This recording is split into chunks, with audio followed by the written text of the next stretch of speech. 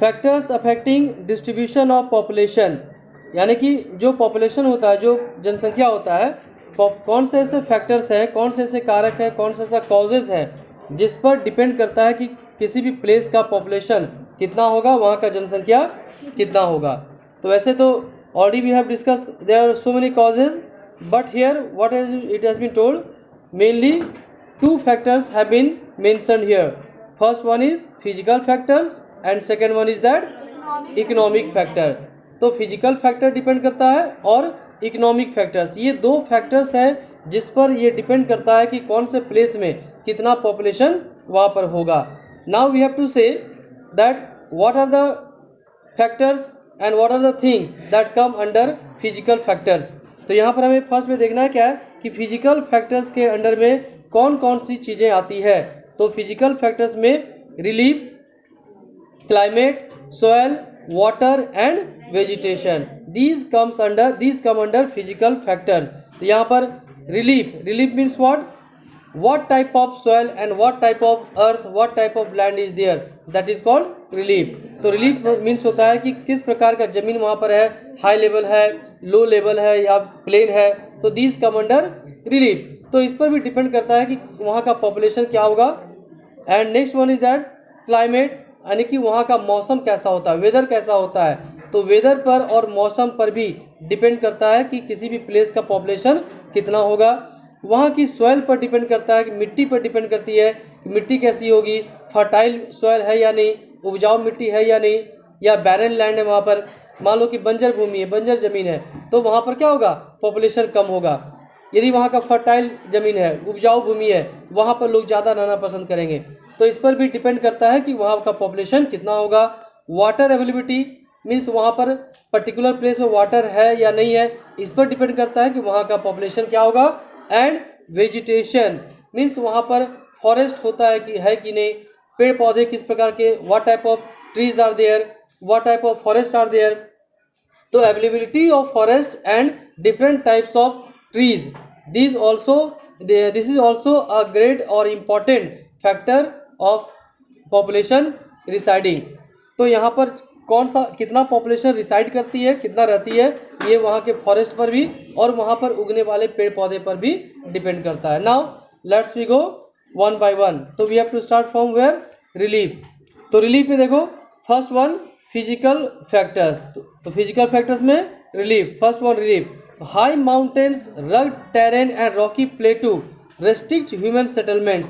तो यहाँ बताया गया है कि यदि मान लो किसी प्लेस का जो कोई प्लेस है, वहाँ पर बहुत ही हाई लैंड है, माउंटेन है, या वहाँ पर बहुत पहाड़ियाँ है, प्लेटू रॉकी प्लेटू है मीन्स वहाँ ज़्यादा पथरीली ज़मीन है, तो ऐसे प्लेस में ह्यूमन का सेटलमेंट नहीं होता है, लोग वहाँ पर रहना पसंद नहीं करते हैं, ईजिली वे लोग नहीं रह पाते हैं. हेयर क्यों, because here the transportation is very difficult. जहाँ पर पहाड़ी क्षेत्र है वहाँ पर क्या गाड़ी चलेगी ठीक से, नहीं, ट्रांसपोर्टेशन वहाँ पर इजी नहीं हो पाएगा, आराम से गाड़ी नहीं चल जाएगी. चलाते हो क्या कभी बाइक, पहाड़ पे नहीं चलाते हो, ठीक है, तो डिफ़िकल्ट होगा. चला सकते हो बट डिफ़िकल्ट होगा. Living condition are very not favourable, और वहाँ का जो रहने का जो कंडीशन होता है वो फेवरेबल नहीं है, वह रहना बहुत ही कठिन होता है. The mountain ranges of Andes, Himalayas, Plateau and Rockies of Tibet are sparsely populated. यहाँ पर कोई देखो some examples have been given कि जैसे माउंटेन ऑफ एंडीज का है, mountain ranges of Andes, Himalaya का जो एरिया होता है, Rocky and प्लेटू and Rocky of Tibet. तो ये सब जो एरियाज है यहाँ पर क्या है, स्पार्स पॉपुलेशन है, यानी स्पार्सली पॉपुलेटेड प्लेस है. इन प्लेसेस पर लोगों की संख्या क्या है, कम होती है, पॉपुलेशन कम होती है. ऑन दी अदर हैंड यदि हम दूसरी बात करें तो plain areas of the world are most favourable places for human habitation. जबकि जो एरिया प्लेन होता है, जहाँ पर समतल भूमि होती है, वहाँ पर क्या होता है, ह्यूमन हैबिटेशन ज़्यादा होता है, वहाँ पर लोग ज़्यादा संख्या में होते हैं. Where transportation facility are good, वहाँ पर गाड़ी चलाना आसान होता है. रिवर्स आर नेविगेबल, वहाँ की नदियाँ जो है वहाँ पर आराम से बोटिंग हो सकती है, नाव चलाया जा सकता है, लोग वन प्लेस से अनदर प्लेस में इजीली जा सकते हैं. तो these are the facilities. in the fertile lowlands of the Ganges and the Brahmaputra in India, Wango in China, Nile in Egypt, Mississippi in USA, and Tigris in Iraq are several other places. Now here also some examples have been given. कुछ यहाँ पर देखो example दिया गया है कि कौन कौन से ऐसे प्लेसेज हैं जहाँ पर पॉपुलेशन क्या होता है, अधिक होता है. जैसे ब्रह्मपुत्र ऑफ इंडिया में, चाइना की बात करें हुआंगो नदी में के आसपास में, नाइल इजिप्ट का नाइल रिवर है, यूएसए का मिसिसिपी और इराक का टिग्रिस. तो ये जो एरियाज है यहाँ पर क्या होता है, पॉपुलेशन अधिक होता है. A large concentration of population is found, और इन सब एरिया में क्या है, बहुत बड़ी संख्या में पॉपुलेशन पाए जाते हैं. यानी यहाँ पर पॉपुलेशन क्या होता है, मोर होता है, अधिक होता है. In what type of places, plain areas. तो plains are also good for agricultural, जहाँ की जमीन समतल है, जहाँ का एरिया प्लेन है, वहाँ पर क्या होगा, खेती भी, एग्रीकल्चर भी क्या होगा, अच्छे तरीके से हो सकता है. और क्या हो सकता है, industrial activity in the world and important cities of the world have been built on plains. पहाड़ पर कभी फैक्ट्री स्टैब्लिश होती है क्या, नहीं होती है. तो ये इंडस्ट्रीज कहाँ ज़्यादा सेटअप होते हैं, प्लेन एरिया में, जहाँ की ज़मीन फ्लैट होती है, प्लेन होती है वहाँ पर. या कोई शहर बसा हुआ है, शहर भी क्या होता है, जहाँ पर प्लेन एरिया है, बेसिकली वहीं पर जो है टाउन्स डेवलप होते हैं, शहर बसते हैं. Now next one is climate. तो climate is one of the most important factors affecting the distribution of population. यानी कि कितना प्लेस, कौन सा प्लेस में कितना पॉपुलेशन होगा, इसको क्लाइमेट भी अफेक्ट करती है. क्लाइमेट मीन्स वाज किसी भी प्लेस का कैसा वेदर होता है, मौसम कैसा होता है लंबे समय तक, that is called climate. People prefer to live in region where temperature and rainfall are moderate. Moderate means क्या होता है, बहुत अधिक भी नहीं और बहुत कम भी नहीं.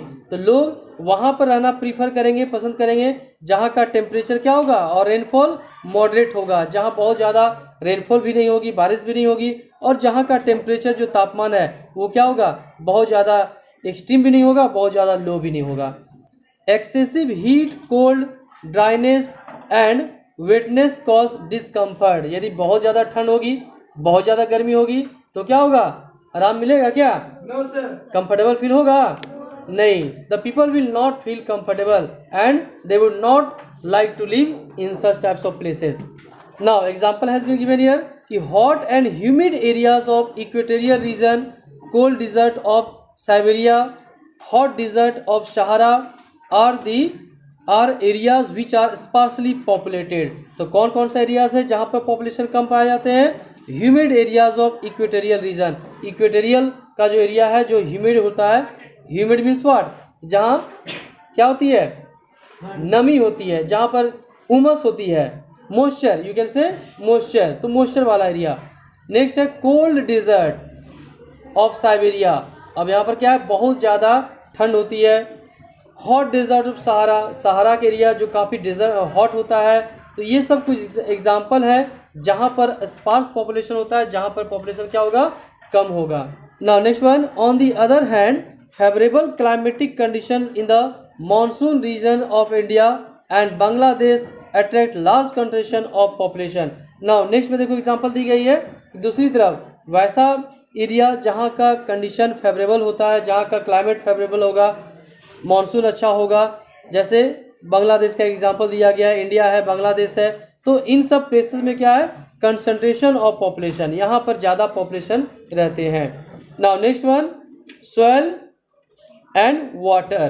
तो land where the soil is fertile and there is an adequate water supply has high concentration of population.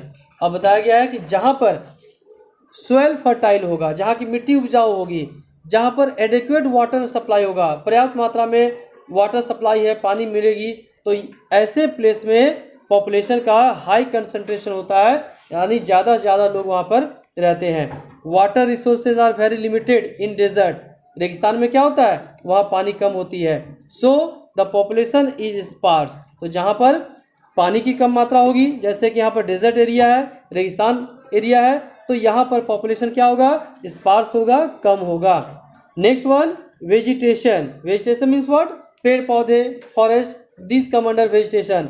तो equatorial forest are dense and inaccessible as compare to monsoon and coniferous forest which are accessible. अब यहाँ देखो बताया गया है कि equatorial forest जो है काफ़ी डेंस होता है। डेंस मीन्स क्या, काफ़ी घने होते हैं। अब काफ़ी डेंस के कारण वहाँ पर क्या है, एक्सेसिबिलिटी नहीं हो पाती है, यानी वहाँ पर लोग अच्छे से रह नहीं पाते हैं, वहाँ ईजिली वन प्लेस से अनदर प्लेस में जा नहीं सकते हैं। काफ़ी डेंस होगा, घना होगा, वहाँ क्रॉसिंग हो पाएगी, ईजिली नहीं हो पाएगी। तो ऐसे प्लेसेस में वहाँ पर पॉपुलेशन क्या होगा, कम होगा। एंड अदर साइड में जो मॉनसून का एरिया है, कैनिफोरस फॉरेस्ट जहाँ पर होता है, तो ये सब एरियाज़ क्या है, बहुत ज़्यादा डेंस नहीं होता है, घना नहीं होता है, जिसके कारण लोग वहाँ पर एक्सेसिबल ईजी होता है, ज़्यादा अच्छे तरीके से वहाँ पर लोग आ जा सकते हैं। And due to which population is large concentration of population reside in those areas. Okay, now next one, second cause of that is economic factors. यानी कि इकोनॉमिक फैक्टर्स क्या है, जहाँ पर डिपेंड करता है कि पॉपुलेशन कितना होगा। यानी कि इकोनॉमिक फैक्टर्स में वे सारी चीज़ें आती है जिससे हमारा इनकम होता है, जिससे हम पैसे कमा सकते हैं। ठीक है, तो under economic factors it includes availability of mineral, यानी मिनरल कितना होगा किसी प्लेस में, लोकेशन ऑफ इंडस्ट्रीज, उस प्लेस में उद्योग कैसा है, इंडस्ट्री कैसा है या कितना है, डेवलप्ड मीन्स ऑफ ट्रांसपोर्ट, वहाँ पर जो बसेस हैं या ट्रेन है या हवाई जहाज है, एरोप्लेन है, तो इसकी व्यवस्था क्या है, रोडवेज है कि नहीं, तो इस पर डिपेंड करता है। And communication and government policies, तो कम्युनिकेशन कैसा है और गवर्नमेंट पॉलिसीज़, यानी किसी भी पर्टिकुलर प्लेस में वहाँ की गवर्नमेंट कैसी है, what type of policies the government is implementing, क्या गवर्नमेंट का पॉलिसी जो है वो लोगों के लिए फेवरेबल है या नहीं है। तो these are the factors that come under economic factors. Now तो we have to start from first factor that is mineral, खनिज। तो minerals deposits play a dominant role in population distribution. तो पॉपुलेशन के डिस्ट्रीब्यूशन में, यानी किसी भी place में कितना पॉपुलेशन होगा, इसको डिटरमाइन करने के लिए मिनरल जो है एक बहुत बड़ा फैक्टर है, एक बहुत इंपॉर्टेंट रोल प्ले करती है। किसी भी प्लेस में मिनरल का क्या कंडीशन, कितना मिनरल वहाँ पर पाया जाता है। The presence of coal and iron ore in different parts of the world has attracted huge population in these areas because these are key minerals required for iron and steel industries। मान लो कि यदि किसी place में बहुत ज़्यादा कोल है, यानी कोयला है वहाँ पर, या वहाँ पर आयरन बहुत ज़्यादा है, तो जहाँ पर कोल और आयरन की मात्रा अधिक होगी वहाँ पर क्या होगा, पॉपुलेशन क्या होगा, अधिक होगा, क्योंकि वहाँ पर बहुत सारे इंडस्ट्री सेटअप हो सकते हैं। एग्जाम्पल में जैसे मान लो कि भिलाई स्टील प्लांट है, झारखंड की बात करें तो यहाँ पर टाटा आयरन स्टील प्लांट है, तो यहाँ पर क्या है, झारखंड में कोल की अवेलेबिलिटी क्या है, बहुत ही अधिक होती है, आयरन ओर की मात्रा भी यहाँ पर बहुत ज़्यादा है, तो यहाँ पर क्या है, पॉपुलेशन क्या है, ज़्यादा है, more population is living here. ऐसे प्लेस में यदि कोल अधिक होगा, आयरन ओर अधिक होगा, तो यहाँ पर ज़्यादा चांसेस क्या होगा कि यहाँ पर क्या होगा, आयरन एंड स्टील इंडस्ट्री को सेटअप किया जा सकता है। एंड यदि आयरन और स्टील इंडस्ट्री सेटअप होती है तो नेचुरली है कि यहाँ पर लोग ज़्यादा होंगे, ज़्यादा यहाँ एम्प्लॉयमेंट मिलेगी और लोगों को यहाँ रहना होगा, तो पॉपुलेशन क्या होगा, अधिक होगा। Now see the next line कि hot and dry areas of Australian deserts, Saudi Arabia and South Africa have attracted large groups of migrants because of the availability of petroleum. तो यहाँ देखो एक एग्जाम्पल दिया गया कि जैसे एक हॉट और ड्राई एरिया है ना, जहाँ गर्म वाला इलाका है, जैसे ऑस्ट्रेलियन डिजर्ट हो गया, सऊदी अरेबिया है, साउथ अफ्रीका है, तो यहाँ पर हॉट होने के बावजूद भी, गर्मी होने के बावजूद भी बहुत सारे लोग वहाँ पर जाते हैं, लोग वहाँ पर गए और वर्क करते हैं। क्यों? Because of availability of petroleum, क्योंकि इन एरियाज में क्या है, अवेलेबिलिटी ऑफ पेट्रोलियम है, पेट्रोल की अवेलेबिलिटी वहाँ पर है। तो पेट्रोल की अवेलेबिलिटी है तो वहाँ इंडस्ट्री है, लोगों को सोर्स ऑफ इनकम मिल रहा है। तो wherever the place where the people get the source of income, the people use to like to go there. तो similarly the hilly areas of Jharkhand have rich minerals resources attracting large industrial settlements. तो यहाँ पर एक example दी गई है Jharkhand state के बारे में कि हिली एरियाज है, झारखंड क्या है, हिली एरियाज है, बट यहाँ पर क्यों, मिनरल्स बहुत ज़्यादा है, जिसके कारण झारखंड स्टेट में बहुत सारे लोग यहाँ पर आते हैं, पॉपुलेशन यहाँ का क्या है, अधिक है, more population resides in this place, in this state. Why? Because of availability of rich minerals, बहुत सारा मिनरल्स यहाँ पर पाए जाते हैं, खनिज पाए जाते हैं। Now see the next point, industries. Industry means उद्योग, फैक्ट्री, इंडस्ट्री। तो इंडस्ट्रीज, तो development of industries in any region has a very favourable impact on employment. तो जहां पर भी इंडस्ट्री सेटअप होती है, उद्योग की स्थापना होती है, वहां पर लोगों को अर्न करने का मौका मिलता है, पैसे कमाने की अपॉर्चुनिटी मिलती है। And industrial labourers earns a higher wage than an agricultural labourer. जो एक खेती का काम करता है, जो मजदूर किसानी करता है, खेती करता है, उससे कहीं अधिक वह मजदूर अर्न कर सकता है, कमा सकता है, जो कहीं इंडस्ट्री में काम करता है। Got it? तो इंडस्ट्री में काम करने वाला व्यक्ति जो है, मजदूर, वो ज्यादा पैसा कमाता है, किससे? जो मजदूर खेती करता है। Industrial hubs attract people from far off places. जहां पर इंडस्ट्री होती है, वहां दूर दूर से लोग आते हैं वहां पर काम करने के लिए। जैसे यहाँ पर सेल कंपनी है, तो सेल कंपनी क्या है? कंपनी है, लेकिन यहाँ क्या लोकल लोग केवल काम करते हैं? नहीं, दूर दूर से लोग काम करने के लिए आते हैं। यहाँ पर कलकत्ता है, दिल्ली है ना, बहुत जगह से। Next line, the eastern part of the USA, peninsular plateau in India and western Europe are some of the common examples which have a larger concentration of population mainly because they are highly industrialized। तो यहाँ पर देखो कुछ examples दिया गया है कि जैसे यूएसए का ईस्टर्न पार्ट जो है, पेनिनसुलर प्लेटू, इंडिया का जो पेनिनसुलर प्लेटू है, peninsular means what? South part of the India. 3 mainland is surrounded by water, तो that part is known as peninsular part of India। तो ये पार्ट हो गया। एंड वेस्टर्न यूरोप, यानी यूरोप का वेस्टर्न पार्ट, ये सब कॉमन कुछ प्लेसेस हैं, कुछ एग्जाम्पल हैं जहां पर पॉपुलेशन की मात्रा क्या है? बहुत ज़्यादा है, लार्ज कंसंट्रेशन ऑफ पॉपुलेशन है। Why? Because the presence of industries, यहाँ पर क्योंकि बहुत सारे इंडस्ट्रीज हैं, जिसके कारण इन एरियाज में हाईली पॉपुलेटेड है, हाईली पॉपुलेशन है। Next one, next point is developed means of transport. The people would like to live in those places where transport facility is there. जहाँ पर आने जाने की व्यवस्था हो, रोड की व्यवस्था हो, लोग वहाँ पर रहना पसंद करेंगे। तो डेवलप्ड मीन्स ऑफ ट्रांसपोर्ट, जहाँ पर डेवलप्ड है, ट्रांसपोर्टिंग सिस्टम डेवलप्ड है, वहाँ पर भी लोगों को अर्न करने का मौका मिलता है, अर्न करने की अपॉर्चुनिटी मिलती है। तो पीपल वहाँ पर रहना पसंद करेंगे। People would like to live in those places. The economic resources of a region coupled with good network of transport increases the mobility of people and attract large human settlement। तो यदि मान लो कि transportation system अच्छी है, तो वहाँ पर लोगों को रहने में तो परेशानी नहीं होगी, इसके साथ साथ क्या होगा? लोगों को अर्न करने का भी मौका मिलेगा, पैसे कमाने का भी मौका, अपॉर्चुनिटी मिलती है, जिसके कारण लोग ऐसे प्लेसेस में रहना पसंद करते हैं।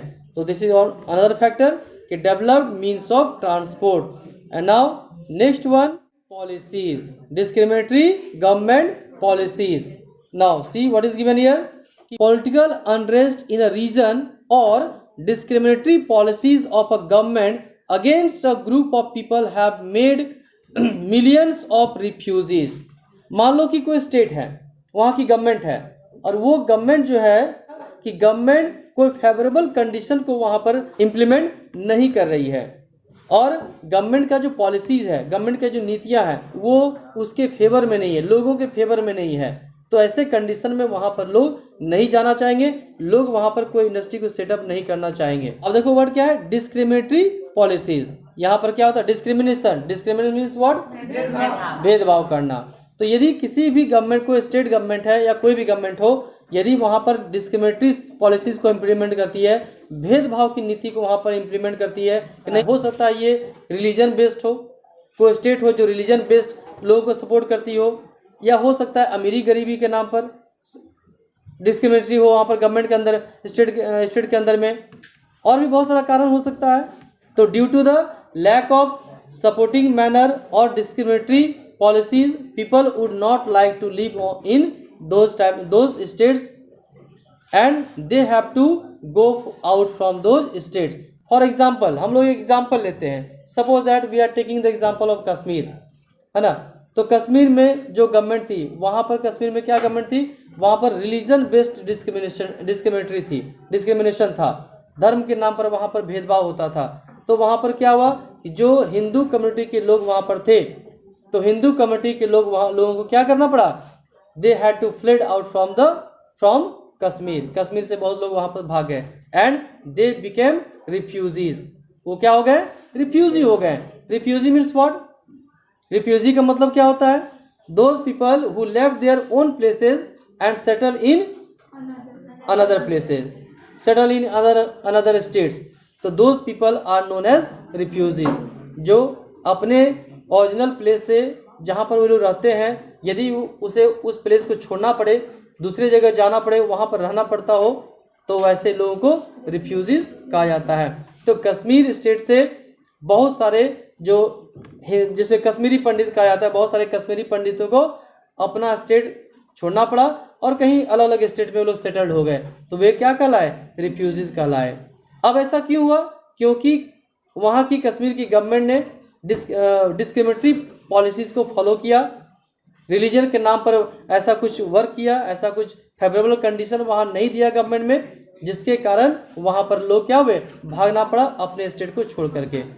इट मीन्स व्हाट कि discriminatory government policies also affect the distribution of population, यानी गवर्नमेंट, किसी भी स्टेट गवर्नमेंट का डिस्क्रिमिनेटरी भेदभावपूर्ण जो नीति होती है, यह भी इस पर भी डिपेंड करता है कि किसी प्लेस में कितना पॉपुलेशन होगा, डिस्ट्रीब्यूशन ऑफ पॉपुलेशन कितना होगा। Now next one, in recent years the Persian Gulf war, ethnic conflict in Ethiopia and Sri Lanka, the breakup of Soviet Union into 15 independent nations are some of the examples which show how political unrest can lead to migration and redistribution of population। अब यहाँ देखो example दी गई है, example दिया गया है, जैसे the Persian gulf वार, यानी पर्सियन में जो गल्फ वार हुआ था, इथनिक कॉन्फ्लिक्ट यानी कि धर्म के नाम पर जो झगड़े हुए थे, कहाँ पर, यूथोपिया और श्रीलंका में। थर्ड एग्जाम्पल है कि सोवियत यूनियन का ब्रेकअप हुआ था, टूट गया था Soviet union, into 15 independent nation, तो 15 देशों में वो टूट चुका था, 15 नेशंस बने। तो ये कुछ एग्जाम्पल्स है जहाँ पर पॉलिटिकल अनरेस्ट हुआ, यानी जहाँ पर लड़ाई झगड़े हुए, राजनीति के नाम पर वहाँ पर लड़ाई झगड़े हुए, जिसके कारण सच types of problems were faced in different types of countries, और इसके कारण क्या हुआ, उस कंट्रीज के बहुत सारे लोग अपने कंट्री से भागना पड़ा, या फिर अलग होना पड़ा, या फिर रीडिस्ट्रीब्यूशन ऑफ पॉपुलेशन हुआ। तो रीडिस्ट्रीब्यूशन ऑफ पॉपुलेशन मीन्स क्या, कि जो पॉपुलेशन एक जगह कंसंट्रेट थी, एक जगह था, वो क्या हुआ, वो पॉपुलेशन फिर से अदर प्लेस में, डिफरेंट प्लेसेस में उसको रहना पड़ा, तो ये क्या हुआ, रीडिस्ट्रीब्यूशन हुआ। इंडिया और पाकिस्तान, जब सेपरेशन हुआ, पाकिस्तान बना, तो many people came from Pakistan to India, means redistribution of population हुआ। Many people went from India to Pakistan, तो कुछ पॉपुलेशन पाकिस्तान पार्ट से इंडिया है, कुछ पॉपुलेशन इंडिया से पाकिस्तान चला गया, तो ये क्या हुआ, पॉपुलेशन का रीडिस्ट्रीब्यूशन हुआ, पुनर्वितरण हो गया, फिर से अलग अलग प्लेसेस में चले गए, तो this is known as redistribution of population. तो I think topic is clear. तो discriminatory government policy is also an important factor of distribution of population. तो इकोनॉमिक फैक्टर्स एंड क्या था, physical factors, both factors completed. And now next topic is growth of population.